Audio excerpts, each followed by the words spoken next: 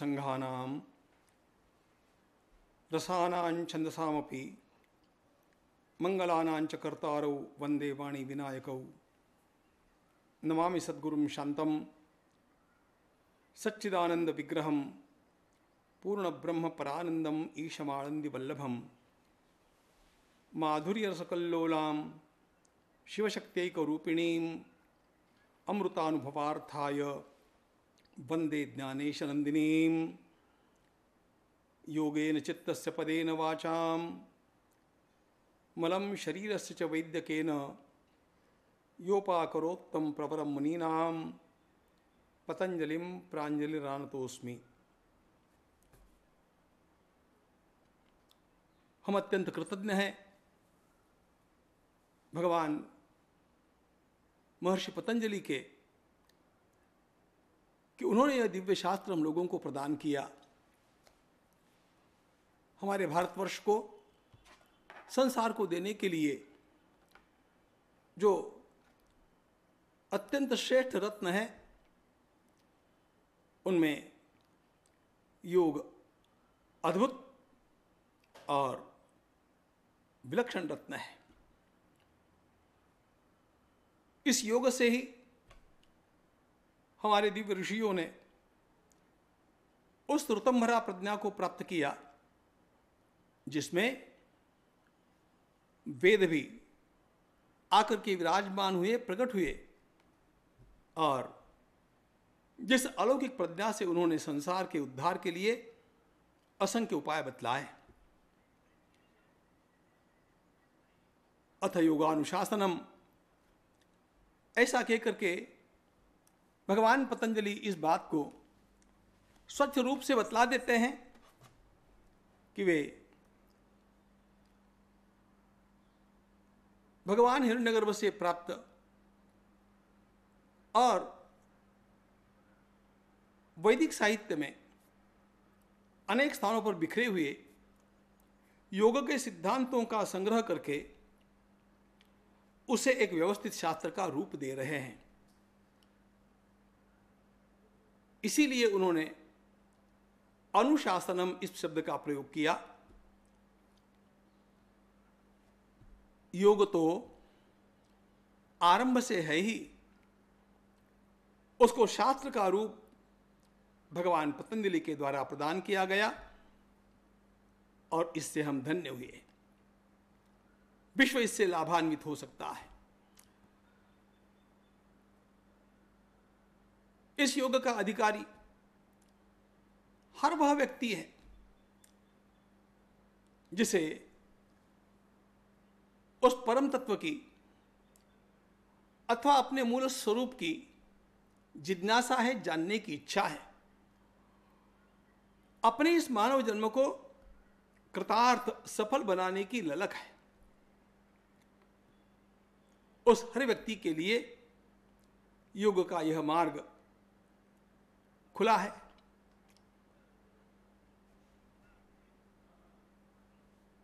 ऐसा कोई नहीं मनुष्य मात्र में जिसे जिज्ञासा भी हो और जो इसका अधिकारी न हो। या संप्रदाय की, धर्म की, जाति की, वर्ण की, किसी देश विदेश की किसी प्रकार की संकीर्णता नहीं है।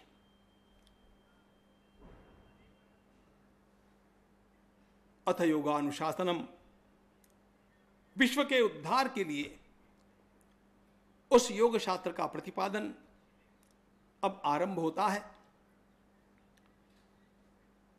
भगवान पतंजलि ने आरंभ में ही योग की सुंदर, संक्षिप्त और परिपूर्ण व्याख्या दे दी। योगश्चित्तवृत्ति निरोधः, यह सूत्र इस ग्रंथ में अत्यंत महत्वपूर्ण सूत्र है। इसी को दृष्टिगत रख करके सारे सूत्र चलते हैं। योग शास्त्र का समाधिपाद, साधनपाद, विभूतिपाद, कैवल्यपाद, इन चारों पादों के 195 सूत्रों में सर्वप्रथम इसको जानना आवश्यक है। इसका एक एक शब्द महत्वपूर्ण है। योगश्चित्त वृत्ति निरोधा, योग, चित्त, वृत्ति और निरोध।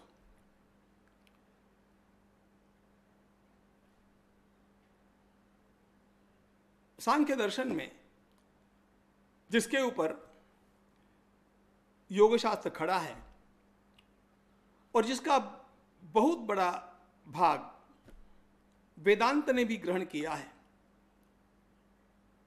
उस सांख्य दर्शन में दो तत्व बतलाए गए, एक प्रकृति, एक पुरुष।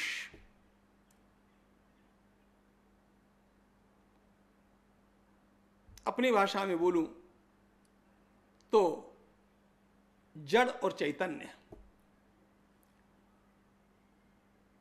दृष्टा और दृश्य। सांख्यों ने प्रकृति और पुरुष, इन दो तत्वों का प्रतिपादन किया। प्रकृति जड़ है, पुरुष चैतन्य है। हम जड़ और चैतन्य की मिलावट से बने हुए लोग हैं। हमारा जो आज का अभी का व्यक्तित्व है, इसमें ये दोनों बातें हैं। क्या अर्थ है जड़ का और चैतन्य का? चैतन्य उसे कहते हैं जिसे अपना भी ज्ञान हो और सामने वाले का भी ज्ञान हो। और जड़ उसे कहते हैं जिसे न अपना ज्ञान हो, और अपना ही ज्ञान नहीं है तो अन्य का ज्ञान होने की बात ही नहीं आती है। पुरुष ज्ञानमय है, प्रकृति जड़ है। सीधी भाषा में बोलना हो, क्योंकि ये पुरुष प्रकृति शब्द आते हैं तो अनेक बार हमारे सामने स्त्री पुरुष ऐसा कुछ आता है। सीधी भाषा में बोलना हो तो हमारा मूल स्वरूप और ये संसार, हमारा मूल स्वरूप दृष्टा है, ये संसार दृश्य है।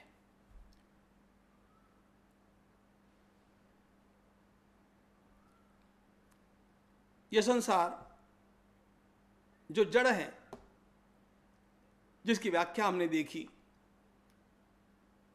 उसे न स्वयं का पता है, न अन्य का पता, न अन्य का ज्ञान है। यह तीन गुणों से बना, सत्व, रज और तम। प्रकृति सत्व रजस तमात्मिका है। अब यहां पर शब्द आया है चित्त। यह चित्त प्रकृति के सत्वगुण से बना हुआ है और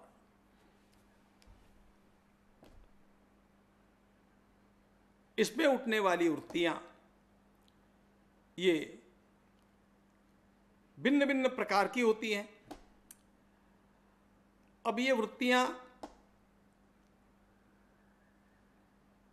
जैसा कि भगवान पतंजलि ने आगे कहा,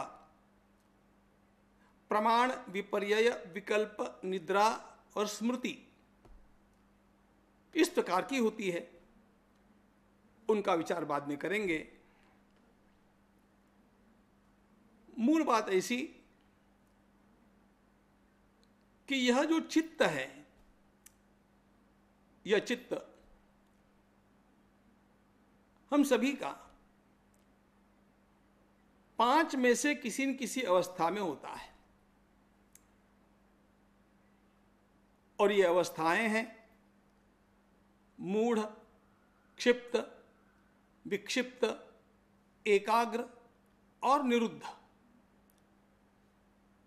मूढ़, क्षिप्त, विक्षिप्त, एकाग्र और निरुद्ध, इन चित्त की पांच अवस्थाओं में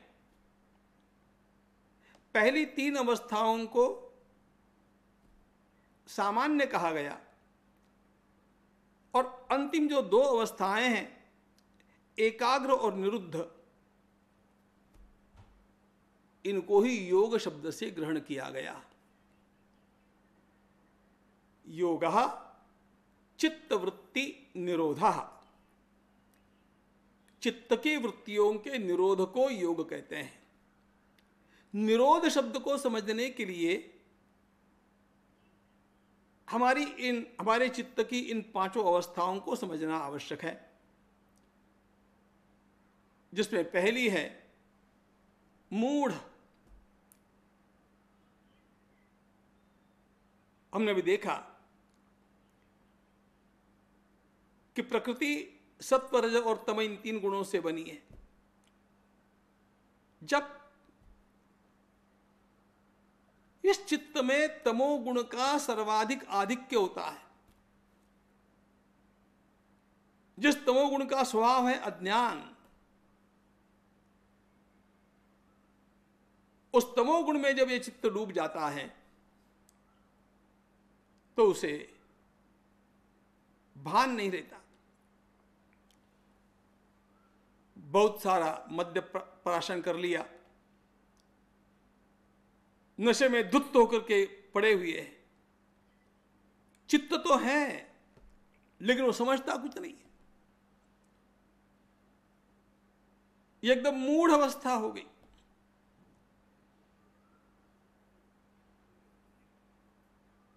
भयंकर क्रोध आया तमोगुण के कारण। उस क्रोध में मनुष्य अगला पिछला कुछ विचार भी नहीं करता है, कुछ तो भी भीषण गलत काम कर बैठता। यह मूढ़ अवस्था का परिणाम है। चित्त की ये मूढ़ अवस्था, जिसमें तमोगुण का प्रभाव सर्वाधिक है, इससे ऊपर उठने पर चित्त की क्षिप्त अवस्था, इसमें तमोगुण का वो आवेग नहीं है, तमोगुण का वह अज्ञान नहीं है, रजोगुण की क्रियाशीलता है। मनुष्य कमाता है, खाता है, पीता है, अपना अपना काम करता है, मौज मस्ती भी करता है, यह उसकी क्षिप्त अवस्था है। इसमें तमोगुण का आधिक्य कम हो गया, रजोगुण अधिक बढ़ गया, जिसके कारण चित्त में चंचलता है, और इस चंचलता से ही उसका सारा व्यवहार चलता है।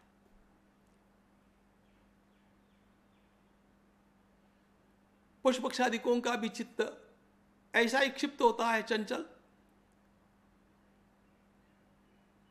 ऐसे चंचल लोगों का जीवन इंस्टिंक्टिव जीवन होता है। खाना पीना, नहाना धोना, बाल बच्चे निर्माण होना, अधिक अधिक अधिक काम उनके चलते हैं। पशु पंछियों के भी ये चलते हैं। ये चित्त की क्षिप्त अवस्था हुई। इसके पश्चात विक्षिप्त अवस्था भी है। सत्संग में जाने लगा, कहीं से तो भी उसे सात्विक विचार प्राप्त होने लगे। हमारा केवल यह ऐन्द्रिय जीवन, जिसमें केवल ये व्यावहारिक लौकिक सांसारिक काम ही सब कुछ नहीं है, इससे ऊपर उठ करके भी मुझे कुछ परोपकार करना चाहिए, मुझे अपने जीवन को शुद्ध करना चाहिए, मैं कौन हूं इसका विचार करना चाहिए, भगवान की भक्ति करनी चाहिए, सद्ग्रंथों का वाचन करना चाहिए, ऐसा भी लगने लग गया। अब ऐसा तो लगता है, ऐसे करता भी है, सत्संग में भी जाता है, स्वयं सत्संग कराता भी है, लेकिन संसार छूटता नहीं है। संसार छूटता नहीं है, इतनी ही बात नहीं तो अनेक बार दुष्कर्म भी छूटते नहीं है। सत्कर्म भी चलते हैं, कभी कभी दुष्कर्म भी चलते हैं।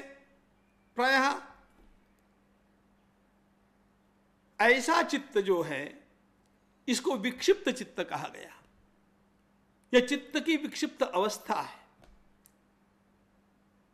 यह अवस्था क्षिप्त से अलग होने के कारण विक्षिप्त कहलाती है। क्षिप्तात् भिन्नम विक्षिप्तम। यह अर्थ इसलिए देखना आवश्यक है कि हमारी भाषा में विक्षिप्त शब्द का अर्थ पागल ऐसा भी होता है, यहां वो अर्थ नहीं है। क्षिप्त से ऊंचा उठ गया, लेकिन पूरी तरह ऊंचा नहीं उठ पाया। अच्छाई आ गई, सत्वगुण बढ़ने लग गया, लेकिन बुराई छूटी नहीं। कभी सत्संग भी है तो कभी रंगरेलिया भी है।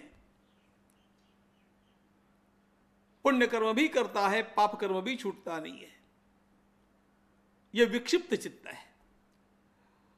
चित्त की इन तीन अवस्थाओं का योग के साथ कोई संबंध नहीं। ये तीन सामान्य अवस्थाएं हैं। योग का आरंभ, इसके पश्चात की जो एकाग्र और निरुद्ध अवस्थाएं हैं उनसे है। योग का तात्पर्य उनसे है। विक्षिप्त अवस्था में कभी कभार सत्संग है, कभी कभार सद्विचार है, कभी कभार सत्व गुण की वृत्ति है, लेकिन जब एकाग्र अवस्था आती है तो यह सत्वगुण स्थायी रूप लेने लग जाता है। चित्त अब स्थिर हो गया, अच्छाई में स्थिर हो गया, उदात्त भावनाओं में स्थिर हो गया, पवित्रता में स्थिर हो गया, ज्ञान के सुख में, प्रकाश में स्थिर हो गया। ऐसे किसी सद्ग्रंथ में, किसी भगवद रूप में, भगवान नाम में, अथवा किसी श्रेष्ठ सत्पुरुष के चिंतन में इतना एकाग्र हो गया कि अब अन्य कोई विचार की तरंग उसमें उठती ही नहीं है। यह चित्त एकाग्र कहलाता है। और इस एकाग्रता की अवस्था में